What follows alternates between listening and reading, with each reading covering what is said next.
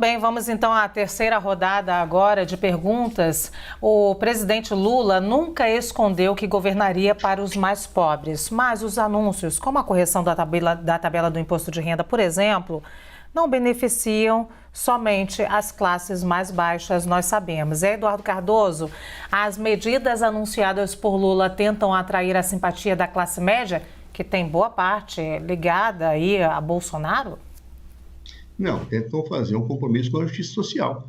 Quando eu elevo a isenção da faixa de imposto de renda até o valor de R$ 2.640, eu não estou falando propriamente de pessoas ricas, eu estou falando provavelmente de pessoas de classe média baixa. Quando eu taxo pessoas que ganham rendimentos por aplicações no exterior, eu estou atingindo os ricos. É aí que você trabalha com pesos tributários corretos na perspectiva da justiça social. Ou seja, não se trata de uma perspectiva de ganhar a população de classe média, mas se trata de efetivamente caminhar na perspectiva da justiça social. Tributam-se os mais ricos, isentam-se aqueles que não são tão ricos. Muito bem, Caio Coppola, as medidas anunciadas aí pelo presidente Lula tentam atrair a simpatia da classe média, que boa parte é ligada aí a Jair Bolsonaro? Não, acho que de certa forma, uma resposta ao fiasco da proposta do ministro da Economia do Lula de criar o tal do imposto digital, onerando o consumo da classe média, né, por meio da importação de itens de menor valor. Isso certamente atende a essa finalidade política. Mas, de novo, a medida analisada de forma isolada, ela é positiva. Ela, inclusive, faz parte de uma ampla agenda de ideias liberais, de ideias conservadoras, de desonerar a classe média, que é quem acaba suportando aí grande parte do volume de impostos aqui no Brasil. A gente sabe que o trabalhador médio aqui no Brasil, ele gasta aí, algo como 150 dias por ano só no pagamento de impostos. A gente vive num país em que 1/3, né, do PIB é transformado em carga tributária, e isso é incompatível, pelo menos, com a qualidade dos serviços públicos que são prestados. Agora, sobre esquecer períodos históricos, não, eu não esqueço. Eu apenas somo o período Dilma ao período Lula, né? Então, de que adianta, por exemplo, saber que quando o PT entrou no poder, segundo aí a pesquisa de orçamento familiar, a insegurança alimentar estava em 34%, e aí em 2017, medindo aí toda a ressaca do governo Dilma, ela vai para 36%. Então, como um governo petista pode se gabar de ter acabado com a fome no Brasil, se a insegurança alimentar era maior quando eles deixaram o poder? Como esquecer uma retração de 7% na economia? Como esquecer 2.800.000 vagas de emprego extintas, emprego formal extintas em apenas 2 anos. Então, quem se esquece de períodos históricos importantes é o senhor Lula, quando vai em rede nacional se gabar aí dos seus feitos na economia, ignorando completamente todo o segundo governo Dilma, né? E é óbvio que eu sou a favor, professor, de flexibilizar leis trabalhistas, especialmente indenizando o trabalhador com valor de seguro-desemprego. Foram gastos aí só em 2020 mais de 50 bilhões de reais nisso. É óbvio que eu sou a favor de flexibilizar leis trabalhistas, se for com a nobre intenção de preservação do emprego. Vamos lembrar que naquela política lá do Fica em Casa, a economia a gente vê depois, segundo o levantamento do Sebrae, mais de 10 milhões de pessoas jurídicas foram fechadas no Brasil, né? Os MEIs que o nosso presidente se recusa a incluir dentro da categoria de trabalhadores, até de forma bem rude, eu diria. Então, para mim, eu acredito de verdade que essas medidas, isoladamente, elas podem ser positivas, mas elas têm que ser analisadas num contexto muito mais amplo, que é o seguinte: o que o governo está fazendo para criar origem nesses recursos? Bom, está basicamente tentando aumentar impostos à torto e à direito e está tentando, além disso, endividar ainda mais o país, promovendo aí sim um arroxo fiscal. É isso que se verifica. Zé Eduardo. Veja, Luciana, Caio, eu diria a você que o raciocínio que o Caio desenvolve me lembra aquela pessoa que viveu 90 anos em plena saúde, 6 meses contraiu uma gripe. E aí o Caio vai dizer: tá vendo? Contraiu gripe, hein? Tá vendo? Contraiu gripe, hein? O governo Lula, ele conseguiu tirar o país de uma situação horrorosa, quitou os compromissos internacionais, desenvolveu-se economicamente, passamos a ter uma vida de pleno emprego no país, terminou o seu governo numa situação de reconhecimento com os projetos sociais incríveis e inovadores que o Brasil fez. Aliás, eu me lembro, Caio, que setores da direita brasileira criticavam duramente o Bolsa Família. Você lembra disso? E depois aceitaram. Falavam que era Bolsa Miséria, que aquilo era um incentivo ao desemprego, que isso não podia acontecer. E depois tiveram que engolir essa política social porque não podiam mais desativá-la pela necessidade que ela incrustou no seio da realidade brasileira e pela correção e o reconhecimento daquilo que representava. Ou seja, quando hoje nós temos essa situação de política do imposto de renda, não é uma resposta a um fiasco momentâneo, como você disse. Isso já vinha anunciado na campanha eleitoral, Caio. Por favor, não vamos mudar os fatos. Isso já era anunciado por Lula como seu plano de governo, essa questão da isenção no plano do imposto de renda. Então, portanto, não é uma resposta imediatista a situações que efetivamente ocorreram. Não, é uma política de governo, uma política social. Eu aumento a isenção para taxar grandes fortunas. Aliás, Caio, não vejo nenhum problema em pagar seguro-desemprego, ao contrário. Os estados sociais do mundo inteiro têm que pagar seguro-desemprego, sim, quando há desemprego. Eu tenho que lutar para desenvolver o emprego, mas não às custas dos trabalhadores. Através de políticas corretas, através de uma circulação de riqueza na economia e não do arroxo da classe trabalhadora. Quando eu tiro esses R$18 vão para o consumo, eu aqueço a máquina de consumo. Assim foi com o imposto com a Bolsa Família, que levou o desenvolvimento econômico a situações que antes não existiam no país, desenvolvendo economias, desenvolvendo situações de pessoas que criavam empresas. Isto é fazer girar a economia. Girar a economia eu não faço com arroxo, como queria o seu Guedes. Eu não faço com situações de flexibilização de direitos para que percam o emprego e isso acabe gerando mais lucros para os patrões. Ou seja, essas flexibilizações, elas normalmente acabam gerando consequências funestas sociais e enriquecimento de quem já é rico. É isto que efetivamente deve ser combatido.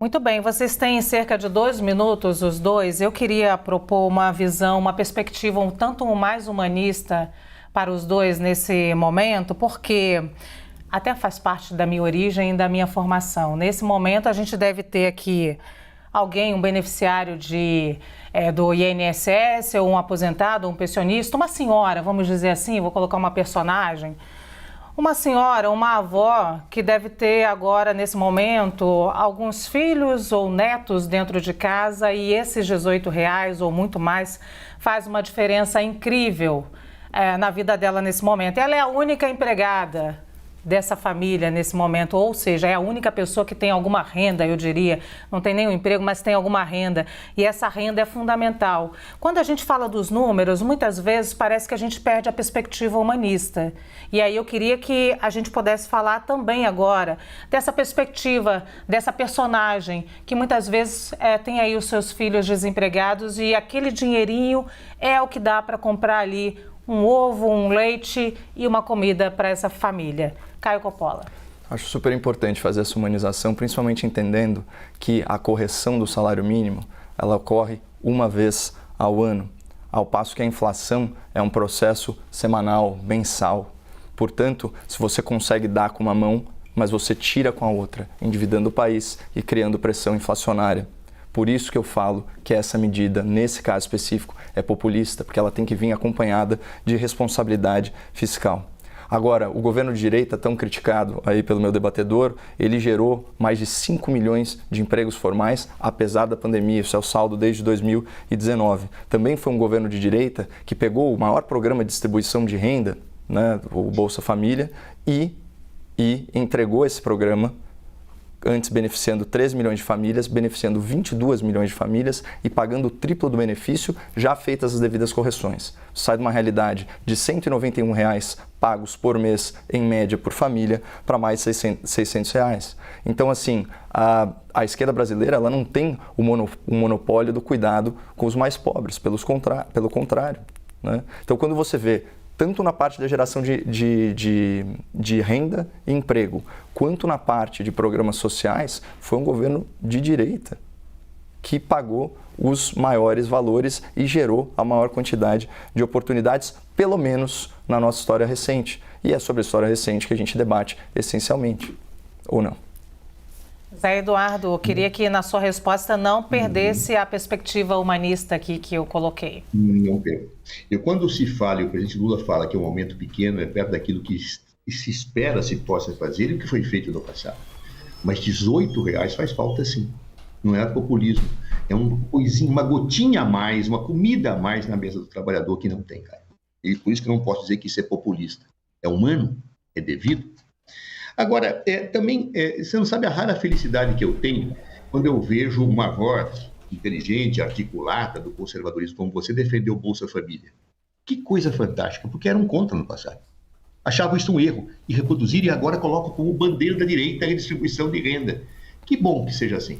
Se todos os conservadores se curvarem a essas políticas que vocês atribuem à esquerda, mas que efetivamente têm um cunho social, o mundo seria melhor. Talvez outras virão no futuro, como, por exemplo, dizer que o aumento do salário mínimo não é um populismo.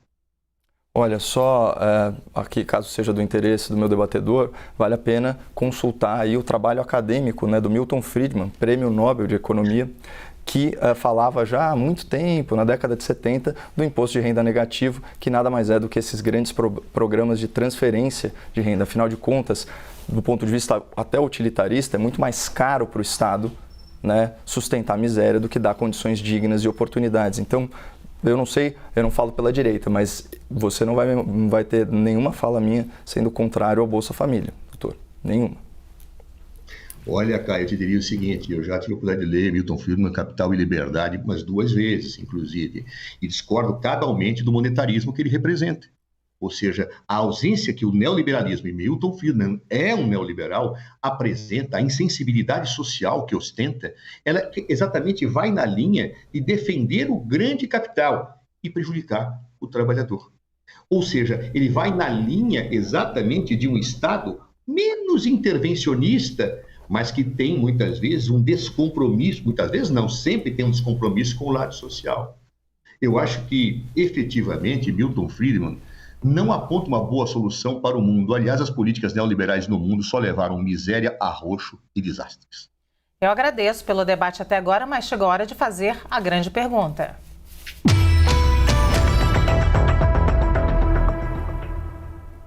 A grande pergunta é o momento em que um debatedor tem a oportunidade de fazer um questionamento diretamente ao outro. A pergunta não tem um tempo determinado, mas a resposta tem que ser dada em até 1 minuto. Caio Coppola. Bom, primeiro, só manifestar meu entusiasmo de ter visto meu debatedor comparando a maior recessão histórica da República Brasileira, a maior recessão econômica, com uma gripezinha. Me lembrou, inclusive, fala do ex-presidente Jair Bolsonaro. Sobre Milton Friedman, procurem o que é o imposto de renda negativo, vocês vão ver que é a base dos programas de transferência de renda. Mas já que o doutor Zé Eduardo falou que nada de bom veio do projeto neoliberal, eu gostaria de saber a opinião dele sobre o Plano Real, que o PT votou contra, que o Lula combateu assim com ênfase e que não significava simplesmente uma mudança de moeda, mas sim uma mudança no arcabouço fiscal, um choque de responsabilidade em termos de gastos governamentais. Queria saber se ele acha que o Plano Real, talvez a herança que viabilizou o sucesso, né, político do governo Lula, se ele acha que o Plano Real, fruto do neoliberalismo, foi algo negativo para a sociedade brasileira. Eu acredito que o Plano Real foi positivo no momento que foi colocado, em que pese tenha surgido muitas dúvidas. O que foi nocivo do governo Fernando Henrique Cardoso foram outras políticas neoliberais que implementaram, inclusive a reforma administrativa, que modificou a Constituição, e um conjunto de privatizações que foram péssimas para a sociedade brasileira, inclusive com suspeitas elevadas em relação a elas. Aí eu acho que efetivamente foi um mal posto do governo Fernando Henrique Cardoso. Agora, relativamente a tudo mais que você coloca, Milton Friedman fala do imposto de renda negativo, mas eu sugiro que você avance um pouco mais e pegue os estudos que o próprio Eduardo Suplicy fez sobre a renda mínima, que tem efetivamente um aprofundamento maior, um detalhamento e uma consistência maior do que tudo isso, Caio. Ou seja, Milton Friedman, ele é um neoliberal, por definição. Ele defende os previstos da Escola de Chicago, aquela que foi utilizada na ditadura do Pinochet e acabou sendo elogiada por muitos neoliberais no mundo. Zé Eduardo. Bem, eu fiquei com uma grande dúvida do debate hoje, Caio, me permito perguntar em relação a isto. O governo Jair Bolsonaro, durante 3 anos, não aumentou o salário mínimo acima da inflação. A Folha de São Paulo, em outubro de 2022, divulgou que o governo Guedes estaria pensando, estruturando um estudo para, caso Jair Bolsonaro fosse eleito, não mais aumentar o salário mínimo acima nos termos da inflação, melhor dizendo. Da mesma forma, o aumento um pouquinho acima da inflação que foi feito por Jair Bolsonaro se prendeu a uma estimativa equivocada da inflação no período, porque ele queria dar exatamente a inflação do período. Em outras palavras, a postura do governo Jair Bolsonaro era não aumentar o salário mínimo acima da inflação e, caso fosse eleito, reduziria o salário mínimo, ou seja, os seus reajustes seriam inferiores à inflação. A minha pergunta é, Caio, você foi eleito presidente da República. Hoje, com 3 meses de governo, o que você faria em relação ao salário mínimo? Em relação ao salário mínimo, aumentaria o salário mínimo, como fez Lula, manteria a postura de Jair Bolsonaro de não aumentar de acordo com a inflação ou reduziria o salário mínimo, inclusive abaixo do nível da inflação, como pretendia Paulo Guedes com as bênçãos de Jair Bolsonaro, caso fosse reeleito. Que postura, assim, bem objetivamente, você tomaria em relação ao salário mínimo? Não falo de outras políticas de governo. Em relação ao salário mínimo. Aumenta, mantém na inflação ou reduz? Bom, em primeiro lugar, muito obrigado por reconhecer que nem tudo que é de origem neoliberal é ruim. Então, estão registrados seus elogios ao Plano Real. O que eu teria feito lá na largada, isso até antes da minha posse, doutor, seria orientar minha bancada a não conceder 19,25% de aumento para o pessoal do Tribunal de Contas, do Ministério Público, do Judiciário, ainda que escalonado em 3 vezes. Esse tipo de privilégio eu combateria. Eu não sou contra, né, o aumento do salário mínimo acima da inflação, não, pelo contrário. Para mim, embora a gente esteja discutindo aí questões do futuro do pretérito de um governo que não se elegeu, eu acho que era promessa de campanha de ambos os contendores esse aumento real do salário mínimo. Esse não é o foco da discussão. O populismo de Lula está em garantir benefícios expressivos para o funcionalismo público, para a elite do funcionalismo público, endividar o país, né, e dar migalhas, né, numa solução pseudo-midiática aí depois em rede nacional. É sobre isso que a gente está falando hoje. Olha, vocês vão ter que continuar esse debate amanhã, que parece que não tem fim. A cara de reprovação do Zé Eduardo Cardoso não tá mole, hein, Caio Coppola? Uma pergunta que ele faria. Se prepara para amanhã, então, Zé Eduardo Cardoso, que você vai ter que... Por favor, Caio Coppola, obrigada muito também por hoje. Obrigado, olha, um beijo pro Fagner, tá? A gente falou que a música não é sua, mas a gente ama, tá bom? É isso.